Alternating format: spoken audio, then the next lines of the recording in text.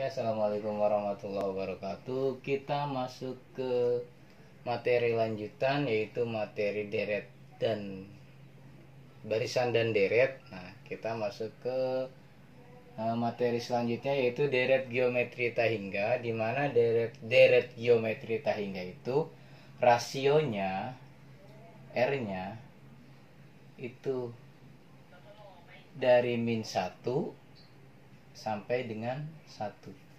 Jadi kalau lebih dari min 1 atau kurang dari min 1 dan lebih dari 1, maka bisa dikatakan dia bukan termasuk deret geometri Tahingga. Contoh deret geometri Tahingga adalah misalkan 4, 2, 1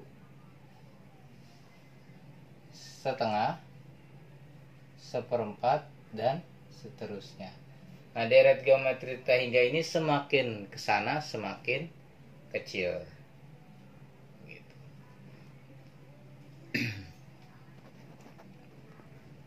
Adapun untuk formula atau rumus deret geometri Tahingga adalah S Tahingga ya, itu sama dengan A per 1 dikurang R.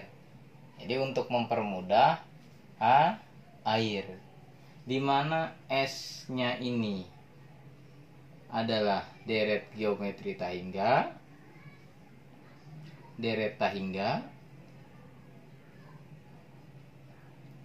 A-nya sendiri adalah suku pertama atau suku ke-1, R-nya rasio. Oke. Nah, perlu diingat sekali lagi bahwa untuk geometri Tahingga, R-nya itu dari min 1 sampai dengan 1. Sekarang kita coba kerjakan soal berikut. S Tahingga sama dengan, kita masukkan rumusnya, A1 dikurang R.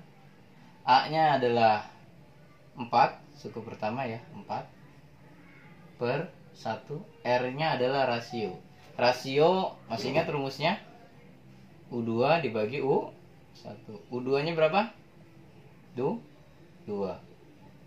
U1-nya 4. Kalau kita sederhanakan menjadi setengah.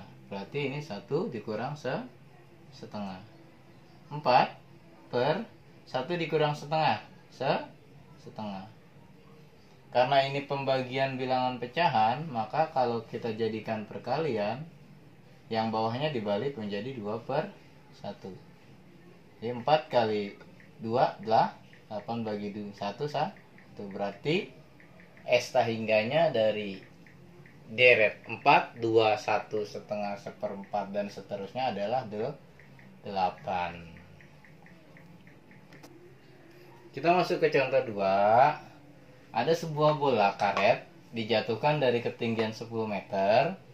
Lalu bola tersebut memantul dengan ketinggian setengah dari ketinggian sebelumnya.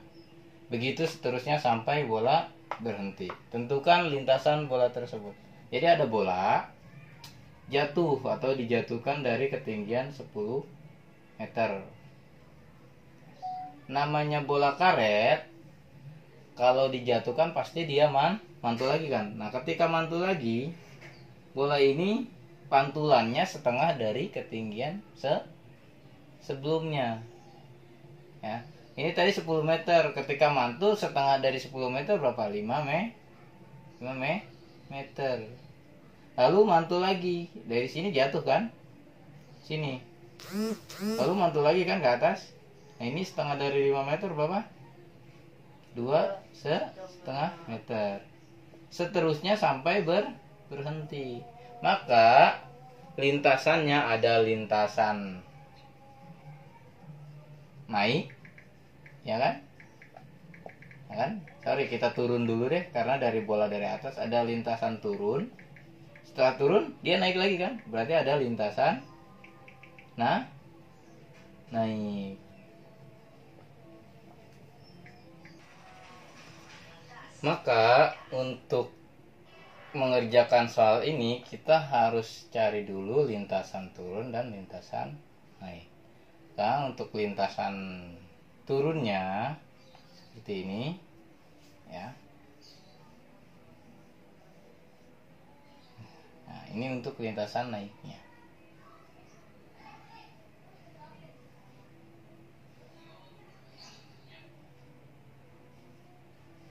Ada dua lintasan.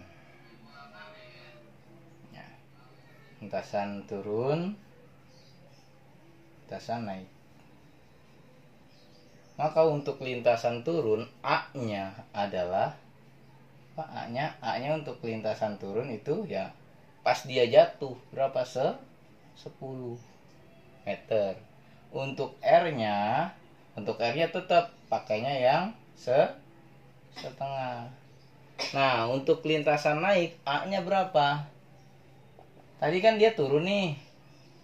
Terus naik lagi kan? Nah, otomatis itu ketinggian yang kedua. Maka untuk lintasan naik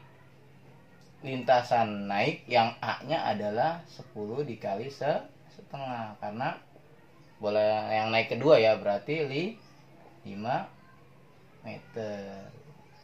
Maka kita bisa peroleh A pada lintasan naik adalah A pada lintasan turun dikali R, atau 10 dikali setengah sama dengan 5. Kita kerjakan dulu lintasan turun. Esta hingganya tadi A-nya turun R, A-nya berapa? 10. 1, R-nya setengah ya. Jadi 10 per 1 dikurang setengah itu setengah. Maka 10 dibagi setengah ya, lebih mudahnya 10 dikalikan dengan 2 begini ya. Jadi sama dengan 20 meter. Sekarang lintasan naik. Lintasan naik A-nya tadi 5 ya. Itu min R, A-nya 5 per 1 dikurang setengah. 5, 1 kurang setengah setengah dikali, jadi 5 dikali 2 atau 5 dibagi setengah itu 10. Ini meter, ini juga meter. Maka lintasan bola karet yang tadi, lintasan bola tersebut, lintasan bola karet sama dengan lintasan turun ditambah lintasan naik, yaitu berapa? 20 ditambah 10 sama dengan 30 meter.